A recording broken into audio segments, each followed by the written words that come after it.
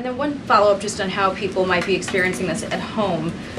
With respect to the economy and the cost of oil spiking, is there a need to start those Navy escorts in the Strait of Hormuz now to sort of blunt the impact to people? And also, because Spain is a member of the EU, does that at all put a wrinkle in the president's plan for a trade embargo with them? With respect to Spain, I think they heard the president's message yesterday loud and clear, and it's my understanding over the past several hours they've agreed to cooperate with the U.S. military, and so I know that the U.S. military is coordinating with their counterparts in Spain, but the president expects all of our European allies, of course, to cooperate in this long sought-after mission, not just for the United States, but also for Europe, to crush the rogue Iranian regime that, again, not only threatens America, but also threatens our European allies as well.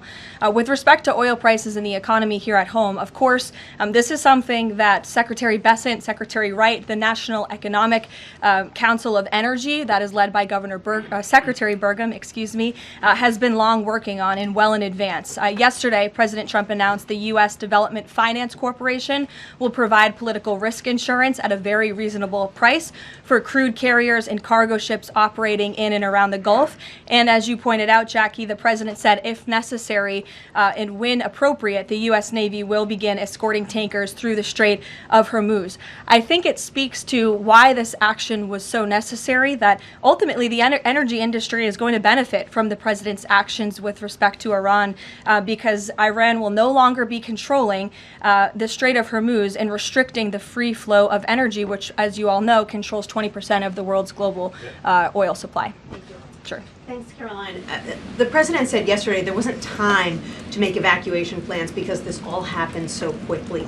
Given how critical the president has been of the chaotic evacuation from Afghanistan by the last administration 5 years ago, why wasn't there more of a focus on evacuation plans from the Middle East that could have been at least put in place, ready to go before the strikes this weekend? Again, I just laid out for you that there have been plans in place and that the State Department has been very clear to the American people traveling within this region not to travel to these regions. We gave notices to leave immediately the countries where these Americans were within. And unlike the previous administration, we actually have a number. We actually have identified the number of people in the region who have requested help. We are in direct contact and engagement with them.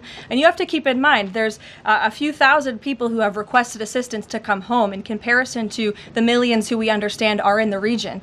So we will help every single American who wants to come home if they're making that request of the State Department. But Americans who called the State Department hotline as recently as last night were being told, we can't help you, you have to make your own plans. Well, the line was updated, and I expect every single person in this room to report on that accurately, so that information can be relayed appropriately to your audiences and to the American people. I think as journalists, you all have a responsibility to let them know that the line has been updated accordingly with the proper guidance, because I saw many people in this room very quick to do selfie videos with the line yesterday, but not so quick to report on the corrected message today.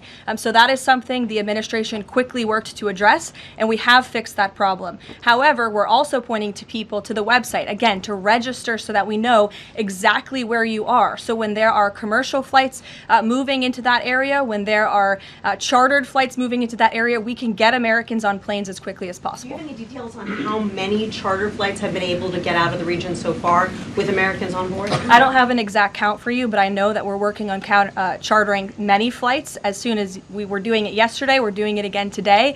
And you should not expect us to detail exactly when these flights are taking off for obvious reasons. The Iranians have shown that they are not going to hesitate to target civilians in the region, which is completely intolerable. But for safety and security reasons, we're not going to be broadcasting when flights full of Americans are going to be taking off, obviously.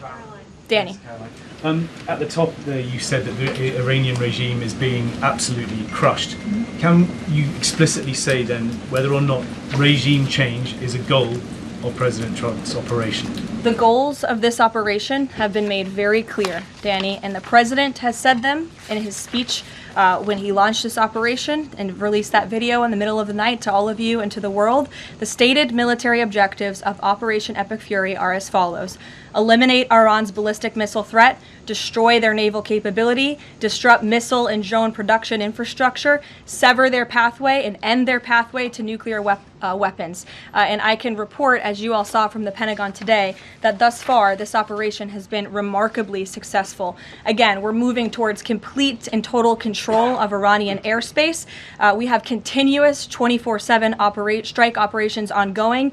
We've had more than 2,000 targets that have been struck. Nearly 2,000 munitions have been employed. The first 24 hours of this campaign were described nearly as twice the scale of the 2003 shock and awe campaign. And we've seen that the enemy, the Iranian rogue regime, their retaliatory strikes against the United States and the threat reduction has reduced significantly. If you look at the Iranian ballistic missile launches, they're down 86% from day one levels. So while the United States military continues to increase its complete dominance over this rogue regime, they are weakening day by day. Regime change is not a phrase that you would want to use. Again, Operation Epic Fury, I just detailed the goals and objectives of this very quickly. But obviously, as the president has said numerous times, do we want to see Iran being led by a rogue terrorist regime? No, of course not. So any day the United States of America is taking out a terrorist is a good day for our country and a good day for our people.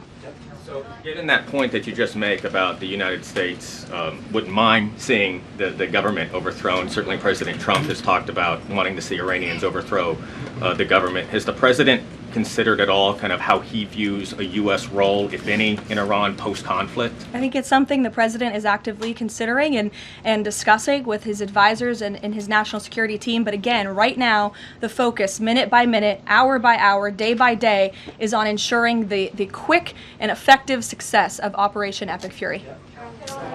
Sure. Go ahead. I want to ask you about the U.S. munitions stockpile. I don't even know who's speaking because I wasn't looking at you. You can ask a question and then I'll go to you. Caroline, I want to ask you about the U.S. munitions stockpile. President Trump posted on Truth Social on Monday that the U.S. still has a good supply of weapons, but that we're not where we need to be. What does he mean by that? And does President Trump then want to ask on Congress to pass a supplemental to increase funding for missile interceptor systems like the ones being used to defend U.S. bases in the Middle East from Iranian missiles? I don't have any updates for you on congressional asks from the president. As you know, under this president, we have significantly increased our defense budget, which is a good thing for the United States, for our national security, and for protecting our homeland. With respect to munitions, ammunition, weapon stockpiles, the United States of America has more than enough capability to not only successfully execute Operation Epic Fury, but to go much further. And we have weapon stockpiles in places that many people in this world don't even know about. However, the president in that post was pointing out that unfortunately we had a very stupid and incompetent leader in this White House for 4 years who gave away many of our best weapons for nothing, for free, to another country very far away by the name of Ukraine. So the president was pointing out how that was an unwise decision, but nevertheless, don't doubt the strength and the might of the American military. And I will also add, President Trump has rightfully been calling on defense contractors in this country to rapidly and aggressively produce American-made weapons because they are the best in the world, and the president always likes to get things done as quickly as possible, and so he's been quite vocal in his efforts to try to speed up our defense industry to protect our homeland. Caroline, can we do some? Go ahead. Caroline, could you tell us about the president's current thinking about ground troops and whether they could be used, if they were to be sent into Iran, what would they be used for? What's the situation of that? Well, they're not part of the plan for this operation at this time, but I certainly will never take away military options on behalf of the President of the United States or the Commander-in-Chief, and he wisely does not do the same for himself. I know there's many leaders in the past who like to take options options off of the table without having a full understanding of how things could develop. So again, it's not part of the current plan, but I'm not going to remove an option for the president that is on the table. Sean. Did the United States airstrike a girls' elementary school and kill 175 people?